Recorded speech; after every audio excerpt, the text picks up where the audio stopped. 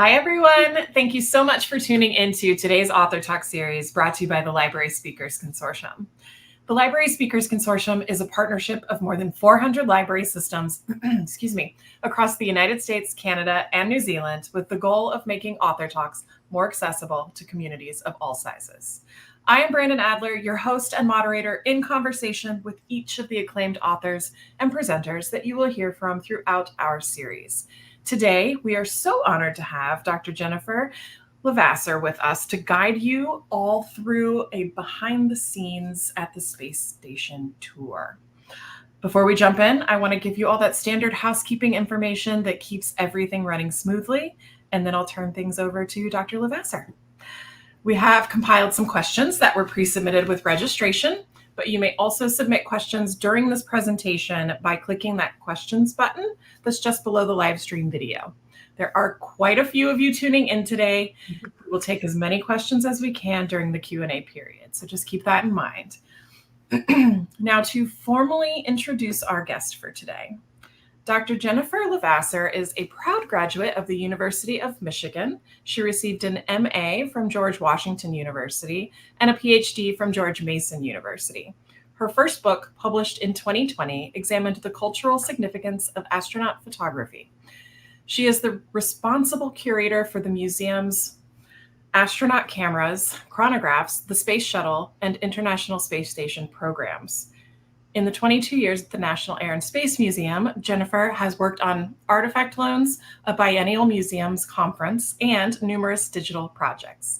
She curated the 2015 exhibit Outside the Spacecraft, 50 Years of Extravehicular Activity, co-curated One World Connected, and is lead curator for the forthcoming At Home in Space Gallery. Jennifer started her Smithsonian career with an internship in the National Portrait Gallery, where she cataloged photographs and developed strategies for recording portrait information in the museum's artifact database. Welcome, Dr. Levasseur. Thank you so much for being here. I will turn things over to you now. Well, thank you so much, Brandon. I really appreciate the opportunity to speak to everyone today. This is one of my favorite things to do, is to talk about the thing I love most, which is space. I'm, strangely enough, been able to make a career out of it, working at the Smithsonian National Air and Space Museum for 22 years now. And it's one of my job elements, one of the things I do as part of my daily work, to give these kinds of talks and to participate in working on books. Especially one of my favorite things to do is work on books for children. And I'm going to talk about two of those that I've worked on. One called Behind the Scenes at the Space Station, and another was called Science of Space, And it was a Smithsonian book that came out where I got a chance to give people kind of the same kind of a thing, which is a tour of the space station. And so today I'm going to talk about the space station, how it got there, what we always imagine space stations to look like, who works on the space station, not just in space, but also on the ground, and what we can expect from future space stations. So let me get started here. So space stations have really changed in the ways that we thought that they would look all the way up to today and how they actually look. Going all the way back to the 1960s, space stations were imagined to be maybe something that looked like a big donut, that was inflatable, that could be put in space very easily and then visited by different crews over the course of time. And that's kind of represented in the upper left-hand picture, which is a model in our collection. The one on the lower left is a very famous artist named Robert McCall. He did this painting for the movie 2001, A Space Odyssey, which premiered in the late 1960s. And this is a different vision, still a round circular space station. And the idea behind these round space stations was that if they were turned, if there was a way to actually make them rotate, then you could simulate gravity. And that might get rid of some of the problems that were expected with living in space. And space stations are really about the idea of living in space long term. It's not just about visiting it with a little spacecraft or a space shuttle. It's about staying there and learning about space and using that as a platform to move to other places. So by the late 1960s and early 1970s, real efforts were underway to make a space station. And right in the middle of your screen, you'll see the first US space station, that's Skylab, and it was created with leftover parts from the Apollo program. And so it was launched into space, and astronauts, 3 different crews, visited it over the course of 2 years. And they would stay for weeks at a time. And the last crew stayed for over 80 days. So this gave the United States an opportunity to learn about what kinds of things could we learn in space? What would it be like for the human body to stay in space for a long period? What kind of science activities could happen there? Could we study the sun? Could we study things that were traveling near our planet? Most space stations are orbiting only about 250 miles above the surface of the Earth. That's about the same distance as it is from my house to New York City. So you can imagine that if you were to go straight up, that's really not as far as you might think, but it allows astronauts and scientists especially to learn things about what it means to not have the effects of gravity affecting things quite so much. So while the US was working on a potential replacement for the Skylab space station, the Soviet Union launched its own space station, and those you can see one represented in the lower left-hand corner. This is a Salyut. Those stations functioned through the 1980s. And this is really the beginning of the idea of how we might make a real space station, a very large space station possible in space. So it's not really an American idea where we get the idea for what our space stations actually look like. It's actually from the experiences of the Soviet Union and later Russia. So in the upper left-hand corner, you'll see one of the most successful space stations, and that is the Mir space station. Now, Mir was assembled by the Soviet Union and then Russia throughout the 1980s and into the 1990s. It was often called the Dragonfly because it had this very unusual appearance with solar panels going in different directions and different modules stacked on top of each other. And that's really where this idea of modularity comes in. And you'll see that when we look at the different, at the configuration of the current International Space Station. And I don't want to forget one other space station, and this is an important one too, but we don't know quite as much about it. And that's the one in the lower right-hand corner. That's called Tiangong, and that is the Chinese space station. That space station is still in orbit, and it is visited by crews at different intervals. So in this case, crews don't stay on board the entire time. They're not like they are on the International Space Station where there's always someone on board. This one is visited by a crew and then they leave and then another crew comes back later. So it's not a consistent inhabitation of a place. And that's really the difference with the International Space Station is there has been someone on board the International Space Station. Of course, these people rotate out over the course of time, but there's always been a human being on board since the year 2000. So that's over 24 years, we're coming up on 24 years of habitation on the International Space Station, which is really quite incredible. So how do we get there? That's a really important part of this. You can't just send things into space and then nothing is really gonna, it just kind of assembles itself. Now, things can be assembled robotically from the Earth, but we've generally not done that. We use astronauts to carry out our assembly missions, and the International Space Station in particular was assembled using different launch vehicles. And so going back to the space shuttle, which was really critical to getting the space station underway, that flew for 30 years. And was really important, especially in those last 15 years, in getting experience for American astronauts to learn about how to work around a space station. The first missions for that process actually went to the Russian space station Mir. So the shuttle orbiters would visit Mir. The astronauts would get off on Mir. They would float around. They would help bring supplies. And sometimes they would exchange crew. So sometimes an American would be left behind and someone else would be brought home aboard the space shuttle. And so this exchange program and visit program really introduced the U.S. space program via NASA to how to work on a space station. The Soviets and the Russians got all of their modules into space using the Soyuz rockets. Soyuz rockets have been around for a very, very long time. They are very reliable and have sent different modules into space, both for Mir and for the International Space Station. So in that case, it's controlled a bit more robotically. You don't have astronauts on board at the same time, but the rocket is sent up into space. An automated process happens, and eventually that module docks with the International Space Station. Now, since 2020, we also have SpaceX's Falcon 9 carrying the Dragon capsules full of crews to go to the International Space Station. And then we also have Starliner on board an Atlas V. And if you know anything about recent news, Starliner arrived at the International Space Station not that long ago, but it hasn't returned home yet. Its 2 astronauts are still aboard the International Space Station today. So while the space station largely hasn't changed since about 2011, the people on board have definitely changed. And some things have gone to the space station and been modified by astronauts. So the space station actually looks a little bit different than it did in 2011. So let me give you a sense of what that actually is. This is an image from one of the last space shuttle missions. This is from STS-134, which flew in 2011. And this is the configuration that was left in place at the end of the space shuttle program that year. A few more things have now gone up to the space station and modified it slightly so that it looks like this. This is actually a photograph not from a spacecraft with people on it, but from another satellite. So we have satellites that can actually point cameras at the International Space Station and take pictures of it.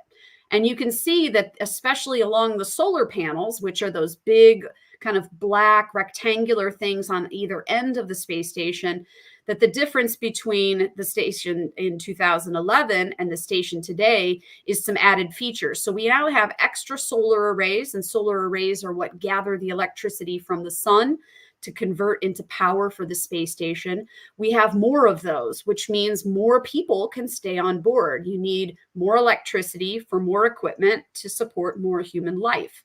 So it's a really busy place. This is not some place that is kind of quiet and boring. It's not a place you get to go and just play around. It's a place that is very busy. Visits from vehicles come all the time. And in this image, you can actually see Starliner, which is kind of a cool feature. If you look kind of right in the middle of the image, you're going to see a sort of bright white triangular shaped object attached to the station. And that's Starliner. And it's still sitting there today, and they're waiting to figure out if it's going to bring its 2 astronauts home or if the astronauts will come home aboard a different vehicle. So if you were able to get a really big telescope in your backyard and look up at the space station, which is something you can do, you can look up and see the space station when it flies over your house. It usually just looks like a really bright light in the sky, but if you get a really great telescope, you can see features like these. But you could look up, and this is basically what you would see in space. It is the 3rd brightest object in the night sky, following the moon and Venus. So if you're interested in looking for the space station, I recommend you can get different apps for that. And NASA has its own app even where you can find out exactly where the space station is, and it'll send you alerts when it's heading over your house. And trust me, I've done it from my front yard. It's lots of fun to be able to kind of think, wow, there's a lot of people up there. And that's what I want to talk about next in a bit, is just how busy the space station is. The space station is a really huge place. Now, it's huge in terms of its size, but also huge right now in terms of how many people are aboard. There's actually 9 people in space at the moment aboard the International Space Station. That's 7 regular crew, and then the 2 Starliner astronauts that I mentioned. They're called Expedition 71. So each of the crews has gone from 1 through 71, and that accounts for all of the different rotations of people going down, coming up over the course of time. And we've got astronauts from the United States and from Russia right now, but there are usually also European astronauts, Japanese astronauts.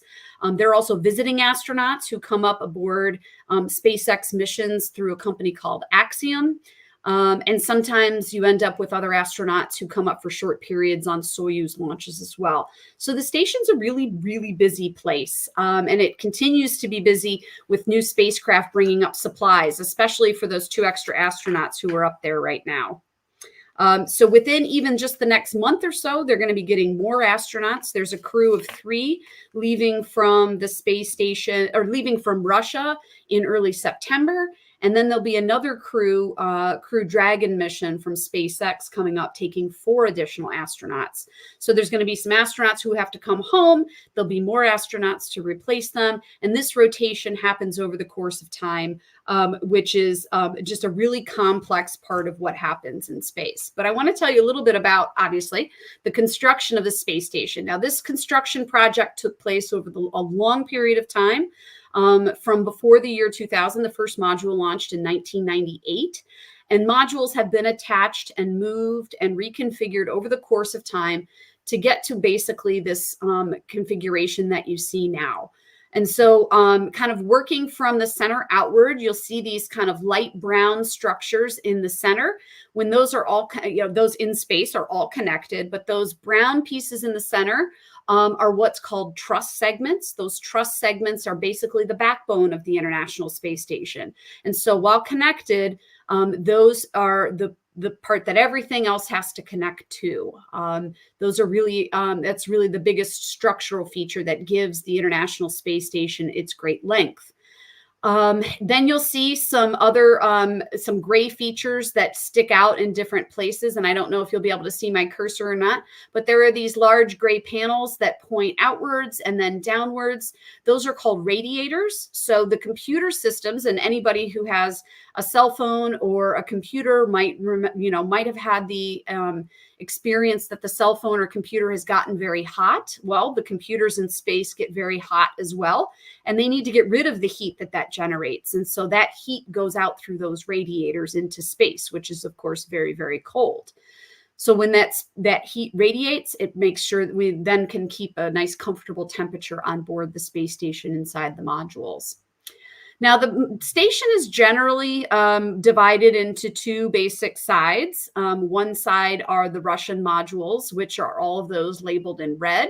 So you have a cargo block. These all have very specialized names too. The names that are on this chart are all very technical, but most of these modules have very special names as well, names in Russian and in English and other languages. And so these all connect to the sort of base sections.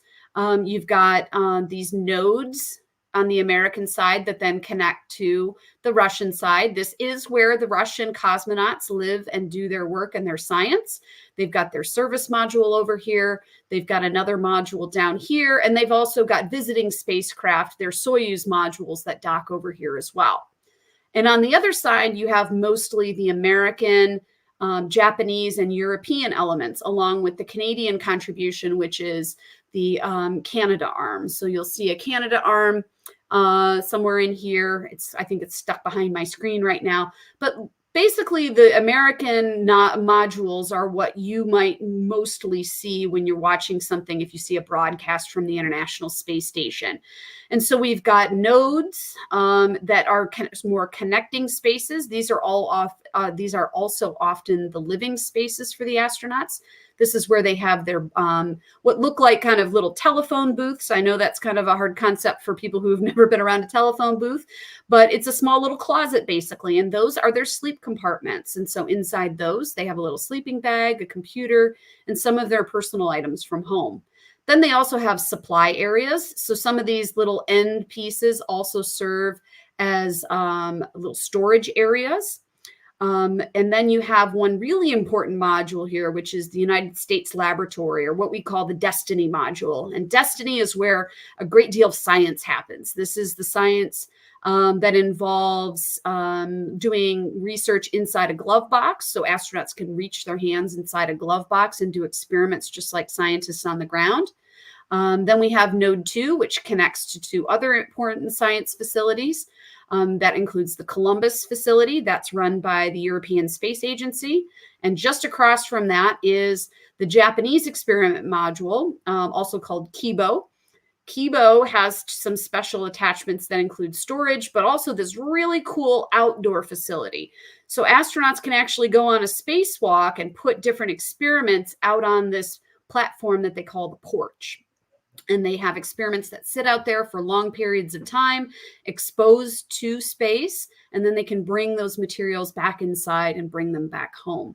So this is pretty much the extent of the living spaces. None of this, all this big equipment, none of the solar arrays or these new rollout solar arrays, these pink attachments are what have been rolled out recently to supply more electricity. None of that is actually living space. The living space are all of these little modules that all connect to each other and create a space where you can do work and survive. It's all pressurized. It has inappropriate environmental conditions, including temperature. They keep the temperature somewhere around 72 or 74 degrees. So you can wear shorts, you can wear t-shirts, and it's fairly comfortable. And one of the really cool features of the working space and living space is something called the cupola, which attaches to the bottom of, I believe it's node 1. It points straight down at the Earth, and it's this giant set of windows where astronauts can observe things happening in space. And so it's a really beautiful spot, but it's also really important to the way that the station functions, because spacecraft are arriving all of the time, and they can't usually just dock automatically. Sometimes they need a Canada arm to grab them. And so that's what the astronauts can do from those windows, is see outside and see things approaching and actually prepare for them. And so it ends up being a really important place for lots of reasons. So now we're going to take a look around the space station, and this is going to mean we're going to take a little tour. Now you can do this tour at home. This is something that's available via Google Street View. And here we are at the cupola. So this is the cupola that looks straight down at Earth. You'll see lots of really cool pictures taken from this place. You can see that in Street View, you can kind of move around. You can see outside the windows. That's a big solar array back there. There are little pop-ups in here where you can see the Canada arm. And you can see Earth down below. And it's a really busy and messy place. That's one of the things that could never be recreated on Earth, is just how messy it really is on board the space station. They've always got equipment stashed everywhere, including camera lenses, microphones, computers, and all kinds of other stuff. But what this does is it allows you to kind of move around like you were an astronaut. Remember, in space, there's no up or down. So when you move through a space, everything around you can be used. All of the surfaces have things on them. So now we're looking back out of the cupola, back at, strangely enough, exercise equipment. And so astronauts need to exercise quite a bit every day. This happens to be a weightlifting machine. So there's a platform here and a bar, not all that unlike what you might see in a gym somewhere near you. There are little foot plates here for astronauts to lock into. And much like some kinds of exercise equipment, this works on resistance. So the astronauts would stand here. They could do deadlifts. They can do different kinds of maneuvers. There's also a treadmill that we might see a little later when we're going through this. But you can also see how they hold on. So when you're moving through space, you're not using your legs. You're not standing on your feet. You're usually using your arms. And so they have lots of these blue handholds all over the space station to make sure that when they need to stop, they have something to hold on to. So now we're going to move, if we can get this to work. Sometimes it likes to work and sometimes it doesn't. We're going to move into the space. We've turned left from that equipment now, and we're moving over towards the Destiny Lab. So we're working our way through one of the nodes. And you can see as we move through here, some really common features of the space station. There's always lots of Velcro. So white Velcro appears all over the place because that's how you don't lose track of anything. There's sometimes blue Velcro on top of laptop computers. So you'll see lots of computer equipment floating all over. And there are lots of supplies all over the place. And here's a space. You can see they've got some supplies attached. We've moved a little bit farther in than I hoped, but this is actually spacesuit equipment. So the astronauts have their spacesuits in storage here. They've got some toolkits that they're able to attach to their spacesuits. And there's the spacesuits just kind of hanging out, waiting to be used. And you can see while they're not in use, the astronauts cover them up usually. I think this is to make it look nice. You can see the astronauts' visor there, but normally they protect those so that they don't get all scratched up. But here again, you can see some of the handrails and other equipment that they use to get ready. Looking back at that exercise equipment, one of the things that's been installed in this area, strangely enough, is a toilet. So behind this little wall here is a toilet that the astronauts can use. Going to the bathroom in space is much different than it is on the ground, and we'll talk a little bit more about that in a bit. But another feature that's kind of cool right here, and I'm going to turn this a little sideways, is you can see the treadmill. So this is another piece of exercise equipment that the astronauts have. Here's the tread right here that goes around and around and around. And if the astronauts need it, there's a handhold here. But they also have to strap themselves in. So because astronauts float in space, they need straps to hold them down on this platform. And so they wear a special belt that then these little hooks attach to, and that keeps them, these are kind of elastic bands that help keep them on this platform as they run.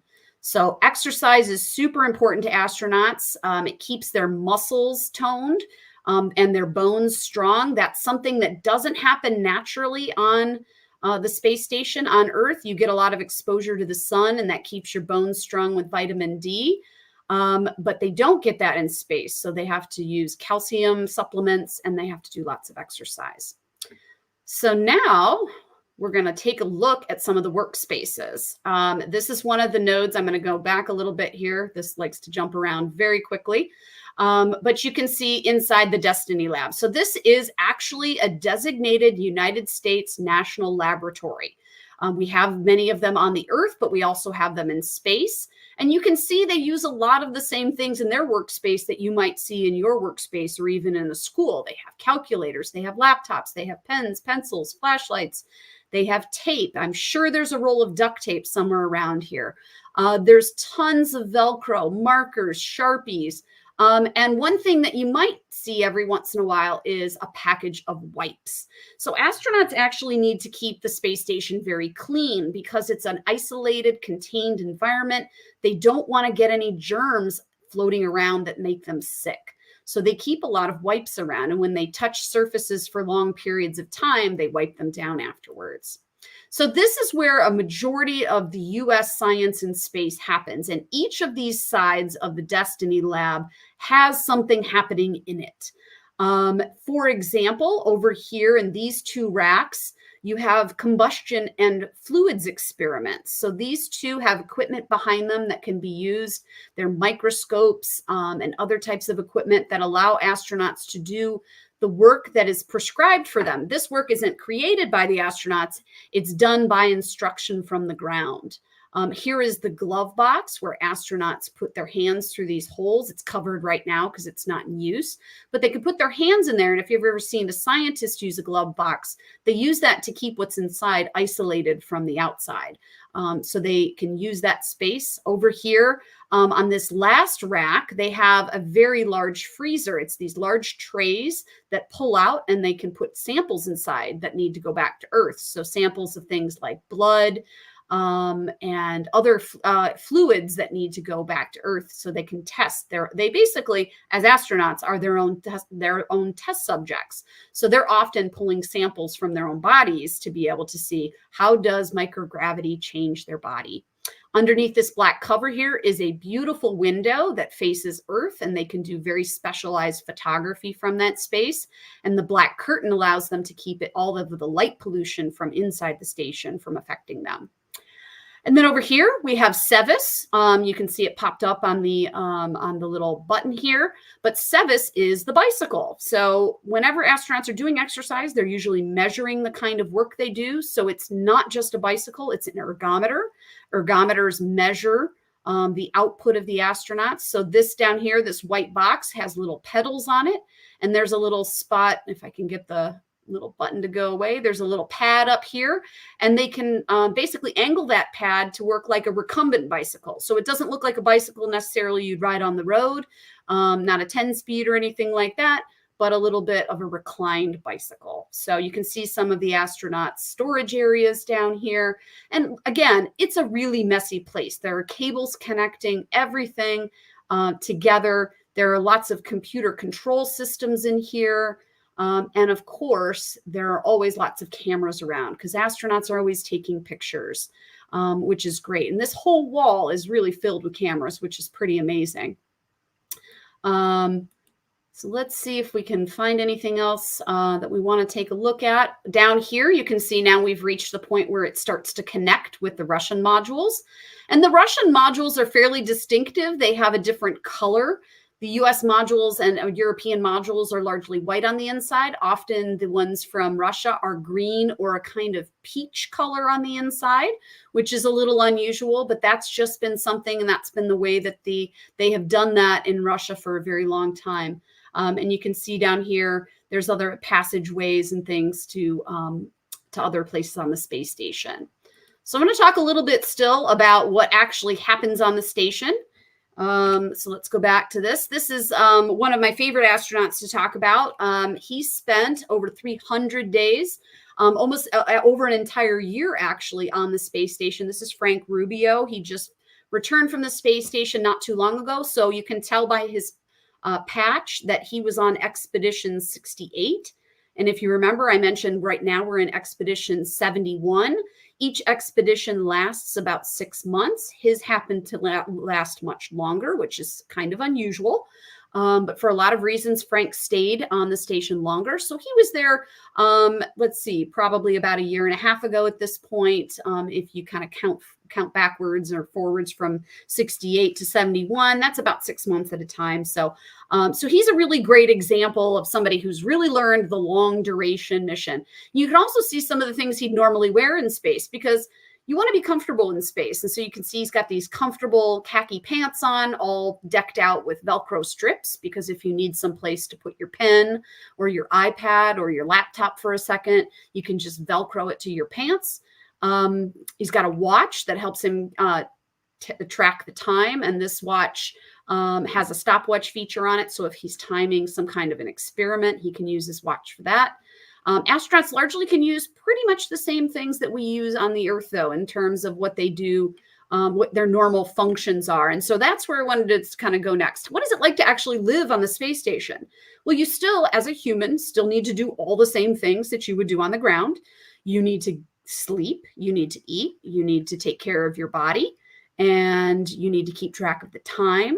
And anything else that you would imagine doing in your own home or at work are pretty much the same things that the astronauts are going to be doing.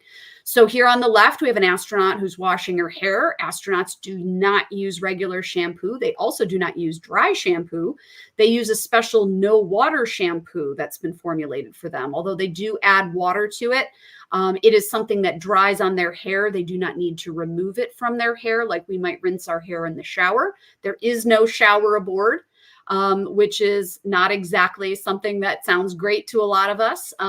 But this astronaut has nearby an interesting feature, which is the hose. There's a hose. You can see a yellow funnel up behind her. She's near the toilet, and the toilet has this yellow hose to it, and that has an attachment that allows astronauts to urinate. So that is covered by the hose.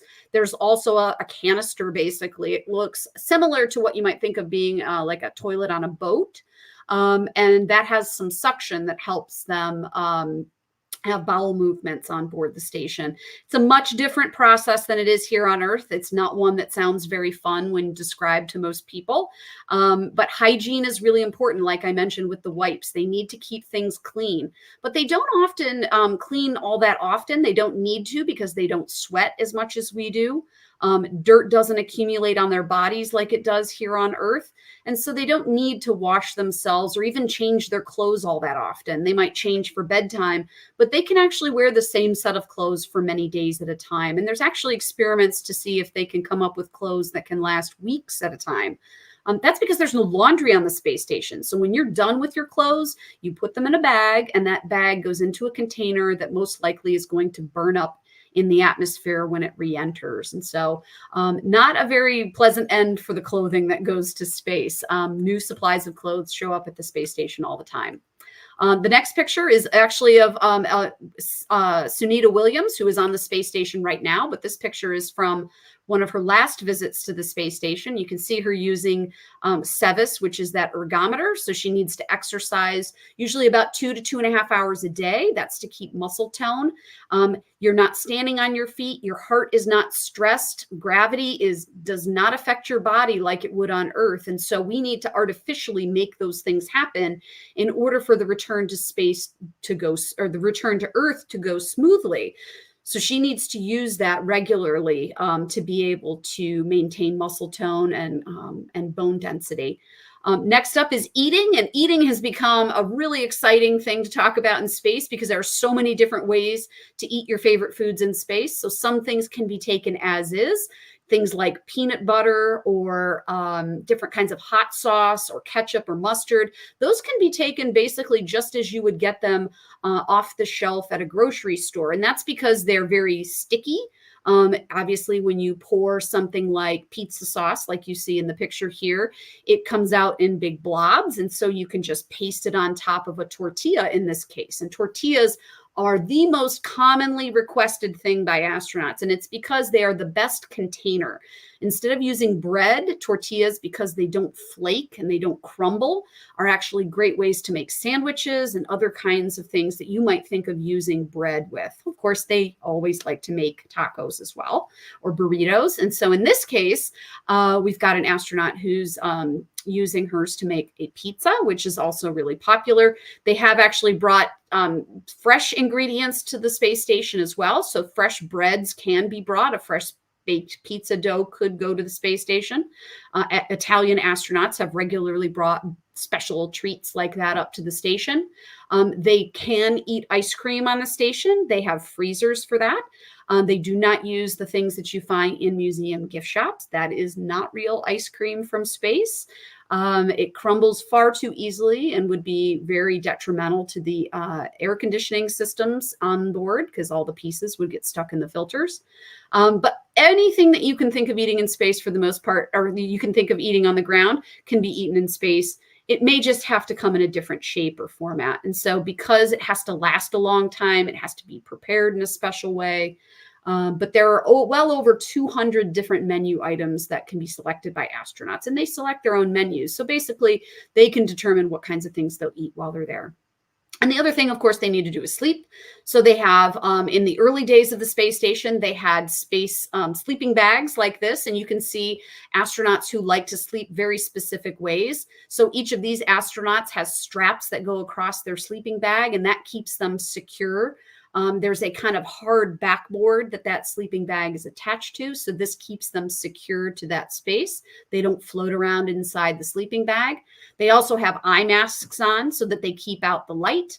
And they have something over their head that keeps their head secure. So when you lay down at night on your pillow, your head, because of gravity, lays on the pillow.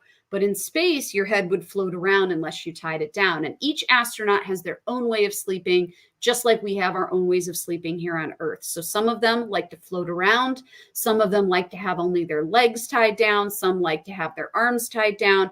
It's all a matter of preference and is one of the biggest things they have to learn when they get to space.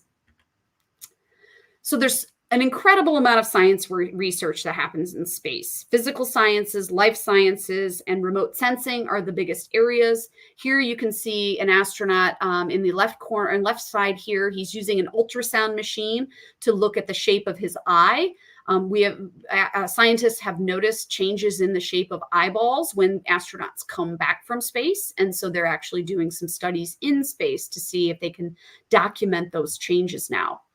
Here you can see astronaut Kjell Lindgren on the bottom working with some experiment materials inside a glove box. So we do a lot of fluid mixing experiments in space to see how fluids react in different ways and seeing if there are new medicines that can be created using different proteins in space. And so proteins grow differently in space than they do on Earth. So we're seeing if that can be utilized somehow on the ground here on Earth to make better medicines. And especially one of the biggest areas that they're researching is in cancer. So they're doing all kinds of things with potential cancer drugs in space to see if they can become more effective.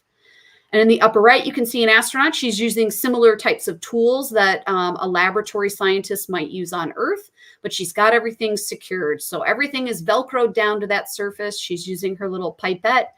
She's got little test tubes and things all around, doing probably some kind of life sciences experiment. I mentioned remote sensing. That's really what they're doing outside. When they're looking outside the windows, they're doing special kinds of photography that allow them to look down on Earth and notice the changes that are happening on Earth's surface. And it's not just astronauts doing science. It's not even just scientists in labs on Earth that are doing the science. We now have programs called, one in particular called the Student Spaceflight Experiment Program, which allows young people to contribute science experiment ideas to a program that then has them flown on the space station. And this is really huge. We're now turning something that used to be very exclusive into something that can be used by citizens all over the world. And so if you can find a program in your area that can get you involved in this, there's certainly an opportunity there for you to also research a topic in space.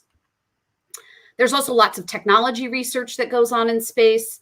You can see here different kinds of robotic helpers that are used. On the left is Robonaut, who is used to see if we could have a full-size, human-sized robotic assistant that could do work for us.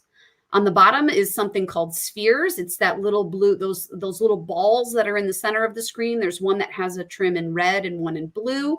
And those are meant to see if we could have robotic assistants float around and do activities for us. So could we tell a robotic assistant, can you go and get me that tool that's on the other side of the space station? And that really just helps the astronauts use their time better. And there's also equipment, very popular equipment in terms of many around the world, that is going towards the idea of sustainability, especially growing food for space. So the idea of actually growing our own food is a reality now. We have multiple plant growth facilities on the station, like this one called Veggie, which astronauts can use to experiment growing different types of vegetables. And they've grown everything from lettuces and flowers to now peppers. And they're really looking at this as an opportunity to look long term. What would we need to be able to go back and live on the moon or on Mars? We can't take all of our food supplies with us.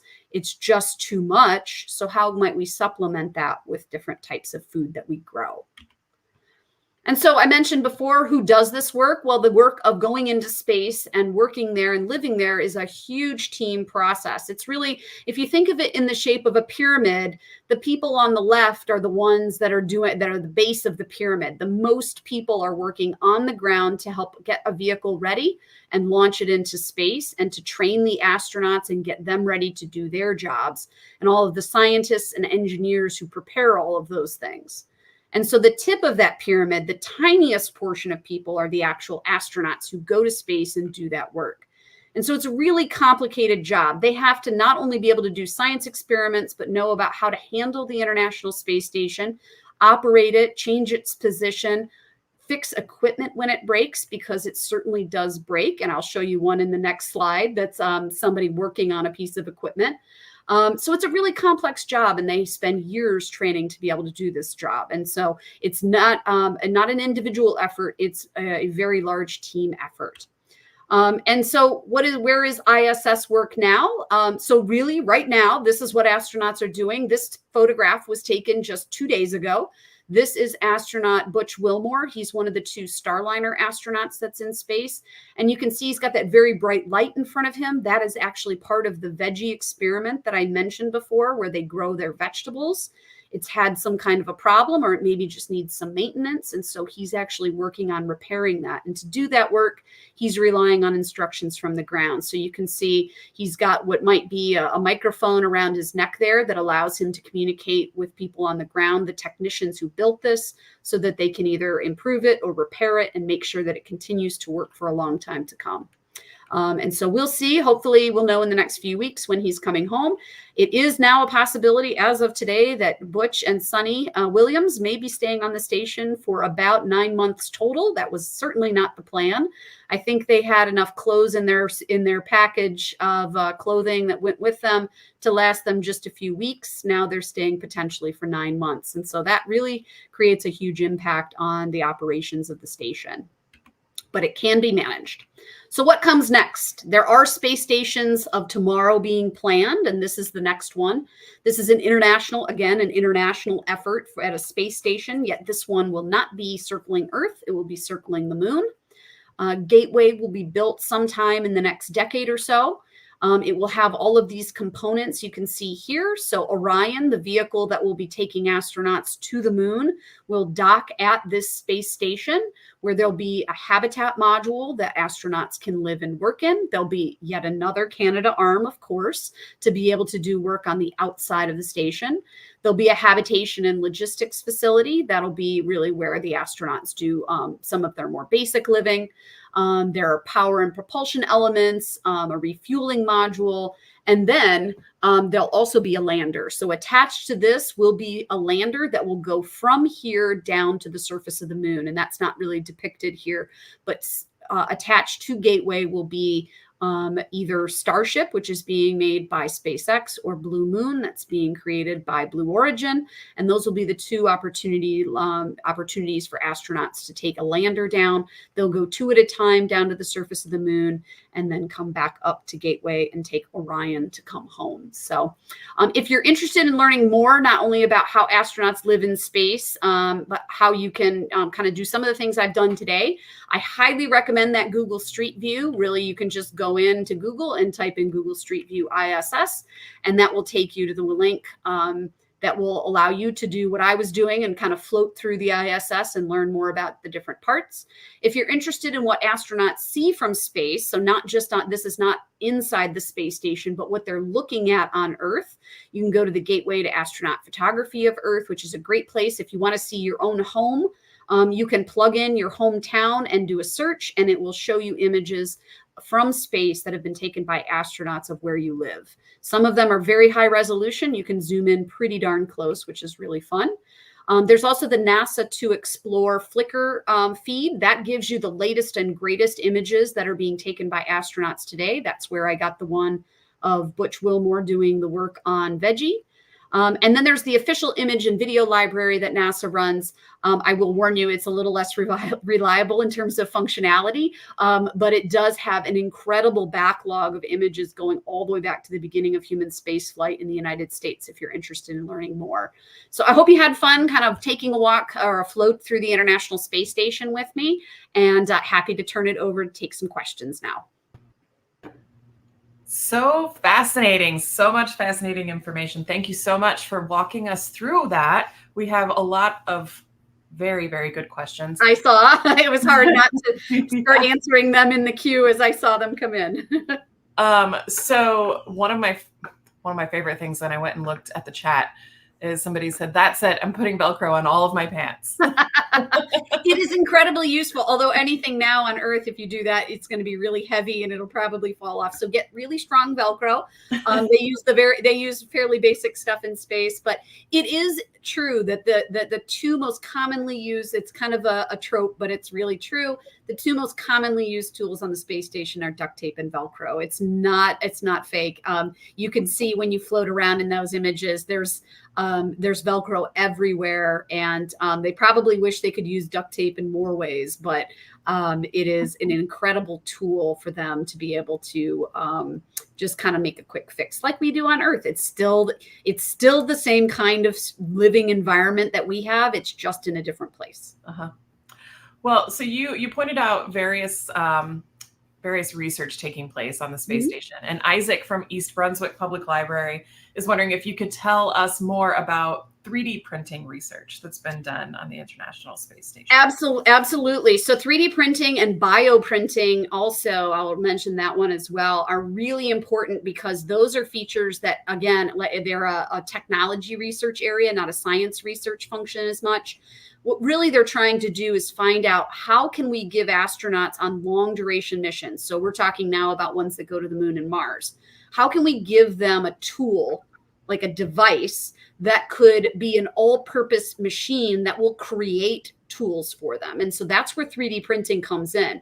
Because if someone on Earth can create a file that could be transmitted to space, and received by astronauts for that machine, they could create any tool that they might need. Now, we want to prepare for every possibility.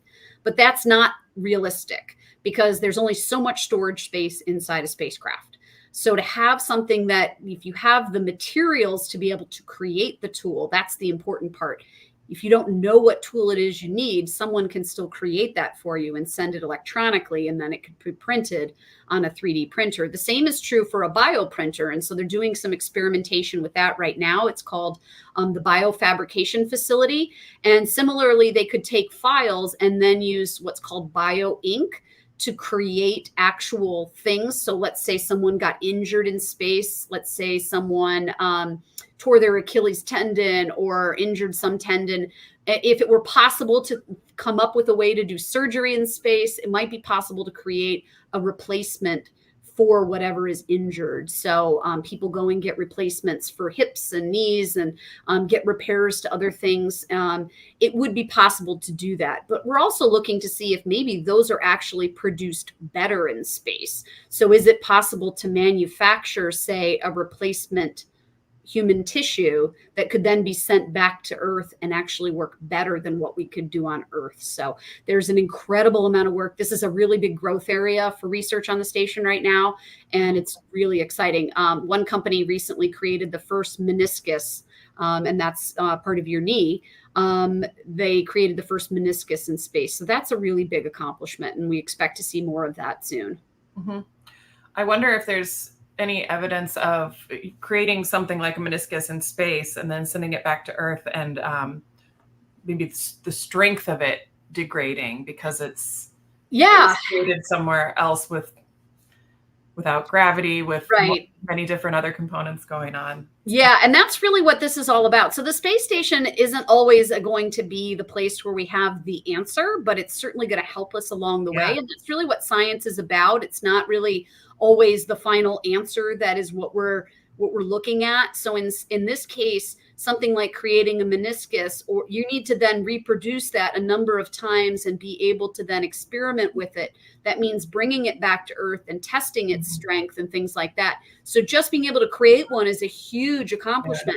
Now we need to do more of that, be able to bring them back to Earth and run tests on them as we would with any other kind of thing that we might consider replacing a human body component. And so we've done it with things like pieces of pigs and other animals.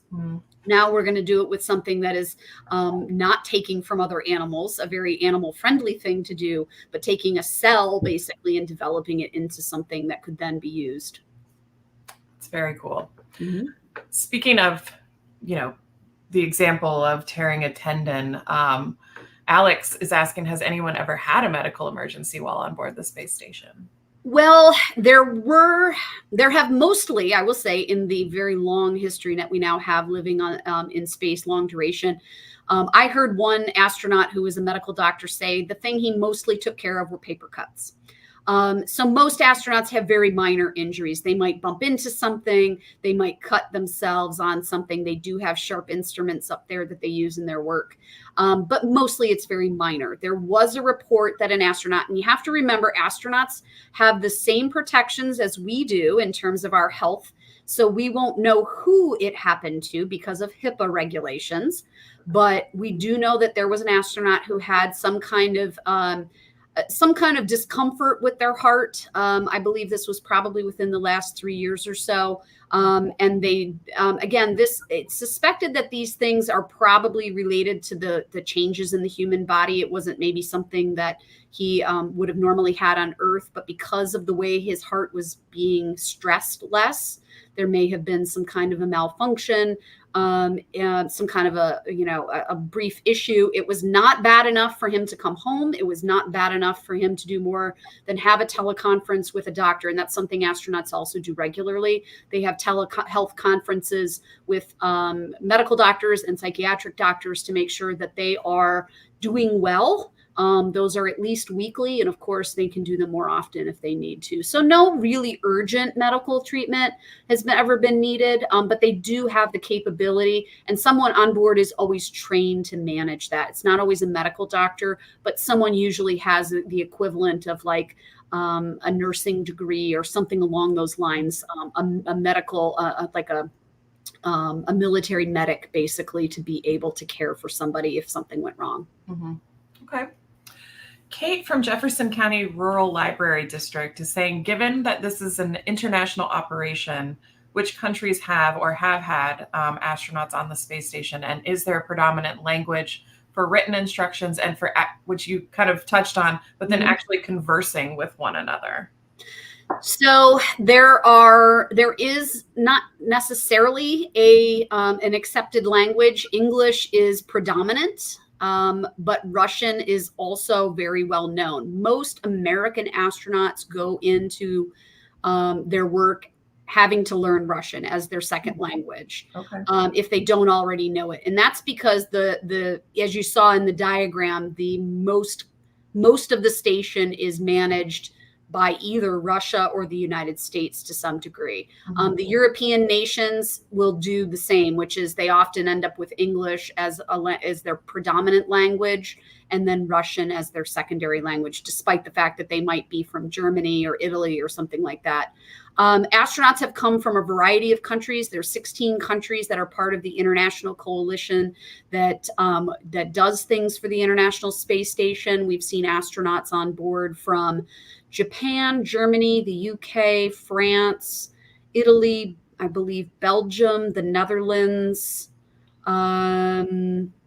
Where else? There have been people aboard from the United Arab Emirates, and other nations that are becoming greater partners in all of what we're doing in space. That's just to name a few. It'd take me a little while to have them. I don't have them all memorized, unfortunately, but it's largely the contributing nations to the International Space Station. So most often you will see, and you will always see an American or a Russian, usually always in command as well. I think there's only been maybe one or two Europeans who have commanded the space station. You'll see usually a European from some nation, and frequently a Japanese astronaut is on board. Right now is a strange time when we don't have anyone from outside the United States and Russia. That's not very common anymore because there are so many other countries that are involved. I should have mentioned Canada, of course. Canada, a huge partner to us. And of course, when we go to the moon on Artemis 2, we'll have a Canadian on board that spacecraft. So Canada usually has a healthy astronaut contingent that comes in, is on board at least every so often. Mm-hmm. We have a couple of questions about space debris and climate change. So sure. Mark from Union Public Library is saying, is space exploration contributing to climate changes that we're experiencing here on Earth? And then Carol is talking about Jerry Lininger. In his book Off the Planet, talked about increasing dangers of space debris. So it's like space changes and climate changes. Absolutely. Yeah. No, I understand where they're both going with that, because there is, this is definitely something that is shifted in the last 60 plus years, is now we've got things floating around in space. And how does that change not only what we can do, but also how our Earth is actually being treated? And so space is a really, I would argue as a historian that on par, it's beneficial for us to be in space. And that is because we can actually see what's happening. So the astronauts on the station are looking down. We have tons of satellites that we've launched into space that are capable of examining the Earth in lots of different ways, in different wavelengths of light. We have Landsat satellites that are studying the way the Earth is used. And we have now a history, basically a chronology of imagery that we can look at to see what those changes have been. We even have family members who two of them have traveled in space years and years apart and have taken photographs of the exact same locations to be able to document that change on Earth. So absolutely, it is vital that we study the Earth and be able to see those changes in order to be able to try and find ways then to use that information to stop the changes, the negative changes that are happening, certainly. And satellites are really where that is predominant, where we're doing that kind of work. And so I would say, is what we're doing to the Earth to get those up there dangerous? There's never going to be 100% safety with all of this. Making batteries is for some of these vehicles. Mining lithium is a really, really dirty, dangerous process. And so there are negative things that definitely happen here. I'm not going to deny that. But I would say on balance, us being in space, either with satellites or people, is really valuable to how we think, certainly, about the Earth. And our activism has certainly increased in terms of what we can see because people and things are in space. In terms of the stuff that's up there, absolutely a problem with space debris. We have some representations inside the National Air and Space Museum, these digital representations of what is around the Earth. And it is mind-blowing when you see this like cloud of stuff that circulates around the Earth.